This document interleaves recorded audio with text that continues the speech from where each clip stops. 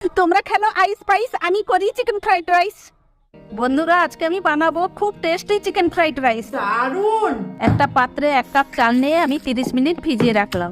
তারপর ছোট ছোট চিকেন পিসগুলোকে নিয়ে একে একে নুন, রসুন বাটা, আদা বাটা, গোলমরিচ গুঁড়ো, গরম মশলা গুঁড়ো, শুকনো লঙ্কা গুঁড়ো, ডিমের সাদা অংশ এবং কর্নফ্লাওয়ার দিয়ে ম্যারিনেট করে নিলাম।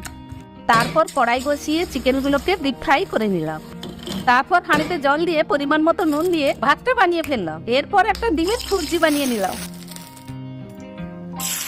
তারপর কড়াইতে তেল দিয়ে একে একে পেঁয়াজ কুচি, লঙ্কা কুচি, আদা রসুন বাটা কষে ফ্রাইড চিকেন ডিমের ভুর্জিটা দিয়ে নেড়ে তারপরে ভাতটি দিয়ে কিছুক্ষণ নেড়ে শুকনো লঙ্কা গুঁড়ো, গরম মশলা গুঁড়ো এবং গোলমরিচ গুঁড়ো দিয়ে নেড়ে 2 চামচ ভিনিগার, 2 চামচ সোয়া সস দিয়ে ভালো করে 5 মিনিট নেড়ে তুলে নিলে রেডি। খুবই সুস্বাদু, লোভনীয়, সবারই প্রিয় গরম গরম চিকেন ফ্রাইড রাইস।